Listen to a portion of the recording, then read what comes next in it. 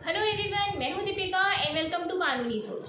दोस्तों, आज हम आपके लिए 6 धाराएं लेकर आए हैं। ऐसी धाराएं कि अगर आपकी वाइफ ने आप पर झूठा आरोप लगाया है, कोई भी फॉल्स एलिगेशन लगाए हैं और ये कोर्ट में प्रूव हो जाता है कि वो झूठे आरोप थे, तो इसके बदले में आप अपनी वाइफ पर क्या क्या धाराएं लगा सकते हैं, किन किन धाराओं के अंडर उन्हें पनिश कर सकते हैं या उन पर जुर्माना लगा सकते हैं।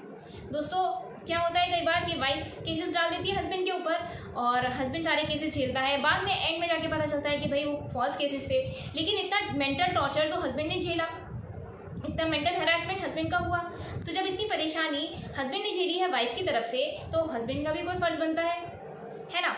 तो अगर आप ऐसा चाहते हैं कि भाई आप भी कोई एक्शन ले वाइफ के अगेंस्ट, उनकी फॉल्स एलिगेशन को ग्राउंड बना के, तो इस वीडियो में हम आपको ऐसी इंपॉर्टेंट 6 धाराएं बताएंगे कि जिनकी हेल्प से आप कोई भी एक्शन ले सकते हैं अपनी वाइफ के अगेंस्ट। दोस्तों, जरूरी नहीं है कि भाई वाइफ के ही अगेंस्ट हम इन धाराओं को यूज करें। अगर किसी और बंदे ने हमारे खिलाफ कोई भी झूठा मुकदमा दर्ज कराया है और ये प्रूव हो जाता है कि वो झूठा मुकदमा था, झूठा एलिगेशन था, तो उसके खिलाफ भी आप इन धाराओं को यूज कर सकते हैं। तो दोस्तों, ये वीडियो बहुत ही इंपॉर्टेंट होने वाला है, इसे बिल्कुल भी स्किप मत कीजिएगा, मिस मत कीजिएगा, बने रहिएगा इस वीडियो में स्टार्टिंग से एंड तक। और दोस्तों, एक बात और, अगर आप हमारे चैनल पे नए हैं, पहली बार आ रहे हैं और अब तक सब्सक्राइब नहीं किया है, तो काइंडली सब्सक्राइब कर लें और नोटिफिकेशन बेल पे भी जरूर क्लिक कर लें, क्योंकि हम डेली आपके लिए ऐसी लीगल इन्फॉर्मेटिव वीडियोस लाते रहते हैं।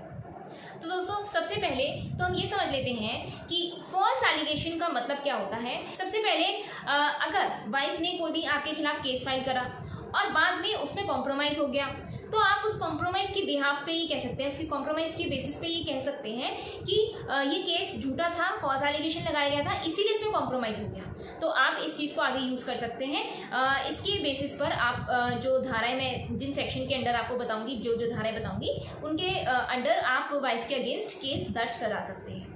दूसरी चीज़, अगर वाइफ ने जो है कोई भी झूठी एफआईआर दर्ज कराई पुलिस में या कोर्ट में केस फाइल करा, झूठा केस, और बाद में उन्होंने वापस ले लिया, एफआईआर वापस ले ली या फिर जो है कोर्ट में केस वापस ले लिया, तो इसके बेसिस पर भी आप ये कह सकते हैं क्योंकि ये झूठा केस था इसीलिए उन्होंने वापस ले लिया, तो इस केस में भी ये प्रूव हो जाता है कि फॉल्स एलिगेशन है। तीसरी चीज़, हम सबको पता है कि अगर जो है होल ट्रायल पूरा केस रन होता है और उसके अंत में ये फैसला होता है आपके फेवर में, हस्बैंड के फेवर में, तो इससे भी प्रूव हो जाता है कि वाइफ ने जो है झूठे एलिगेशन लगाए और झूठा केस दर्ज कराया हस्बैंड के खिलाफ। तो इन सब केसेस में ये झूठा एलिगेशन प्रूव हो गया।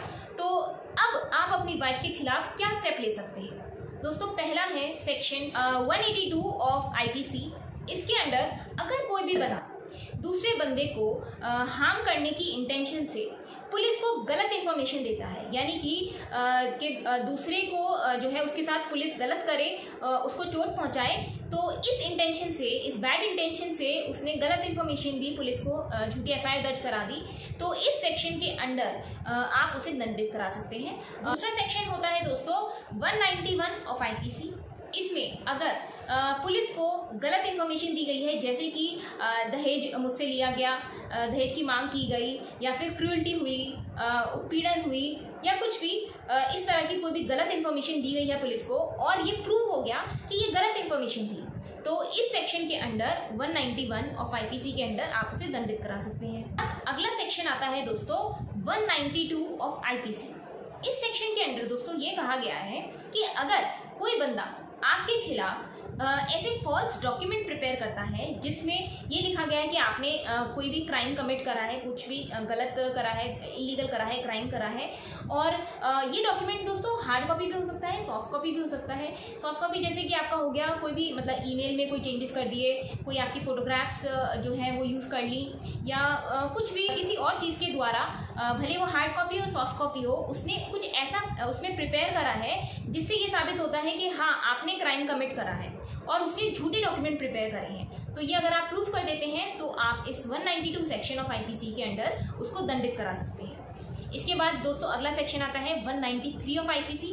इसमें इस क्राइम की सजा दी गई है कि अगर कोई बंदा आपके खिलाफ फॉल्स डॉक्यूमेंट प्रिपेयर करता है तो उसे 3 साल तक की सजा प्लस फाइन से भी दंडित कराया जा सकता है अगर आप उसके खिलाफ केस दर्ज कराते हैं तो।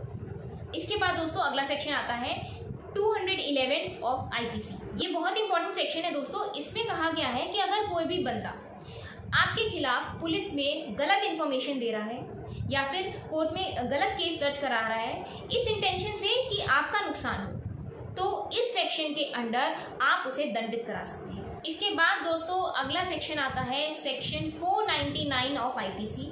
ये भी बहुत इंपॉर्टेंट सेक्शन है दोस्तों। ये मानहानि के लिए यूज होता है। सपोजिंग जैसे कि आपके खिलाफ कोई भी केस दर्ज कराया और वो प्रूव हो गया कि वो फॉल्स है, तो अब इसमें केस के दौरान आपकी मानहानि हुई। कैसे? आपको फिजिकल टॉर्चर हुआ, आपको मेंटल टॉर्चर हुआ, आपकी प्रतिष्ठा धूमिल हुई, जो इतने सालों से हमारी जो रेपुटेशन होती है सोसाइटी में, वो इतने सालों की जो इज्जत होती है, वो जो भी हम केस रन करते हैं तो उस केस के दौरान जिस तरह का नजरिया होता है लोगों का हमारी तरफ, तो उससे हमारी रेपुटेशन पे बहुत फर्क पड़ा, क्योंकि लोग हमें क्रिमिनल समझते हैं, दोषी समझते हैं। तो इस तरह से आपकी मानहानि हुई, तो आप सेक्शन 499 ऑफ आईपीसी में इसके खिलाफ अपनी मानहानि के लिए केस दर्ज करा सकते हैं उस व्यक्ति के खिलाफ। इसमें दोस्तों उसको सजा दी जा सकती है। अब मानहानि के लिए दोस्तों एक सिविल सूट भी होता है, जिसे हम कहते हैं सूट फॉर डैमेजेस। इसमें अगर आपको कंपनसेशन चाहिए, पैसे चाहिए, जो भी आपका फिजिकल टॉर्चर हुआ, मेंटल टॉर्चर हुआ, तो उसके लिए अगर आप जो है कंपनसेशन क्लेम कर सकते हैं तो आपको ये सिविल सूट डालना पड़ेगा। दोस्तों इसके ऊपर मैंने डिटेल वीडियो बनाई है सिविल सूट के ऊपर, सूट फॉर डैमेजेस के ऊपर। मैं इसका लिंक डिस्क्रिप्शन बॉक्स में दे दूंगी। अगर आपका मन है सिविल सूट डालने का तो आप ये वीडियो जरूर देख लें, क्योंकि इसमें मैंने कुछ इंपॉर्टेंट पॉइंट्स बताए हैं जो आपको सिविल सूट इस सूट फॉर डैमेजेस को डालने से पहले माइंड में जरूर रखने चाहिए। तो दोस्तों ये सारे सेक्शंस थे कि अगर कोई व्यक्ति आपके खिलाफ कोई भी झूठा केस दर्ज कराता है, कोई भी आप पे झूठा आरोप लगाता है, तो उसके खिलाफ आप क्या एक्शन ले सकते हैं।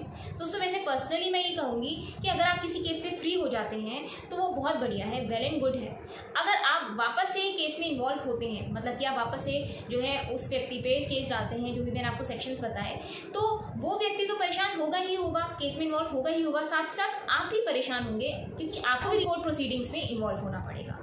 तो अगर आप फ्री होना चाहते हैं तो आप बदले में कोई केस ना डालें, लेकिन हाँ अगर आप इच्छुक हैं कि भाई उसने मेरे साथ गलत किया तो मेरे को भी उसको जवाब देना है, तो उसके लिए मैंने आपको ये सेक्शंस बताए हैं। तो दोस्तों उम्मीद करती हूँ कि आज की वीडियो आपकी कुछ भी हेल्पफुल हो, यूजफुल हो। तो अगर ऐसा है तो इसे लाइक और शेयर करना मत भूलिएगा। मिलेंगे अगली वीडियो में किसी और नए लीगल टॉपिक या लीगल जजमेंट के साथ। तब तक के लिए bye bye, take care and thank you for watching.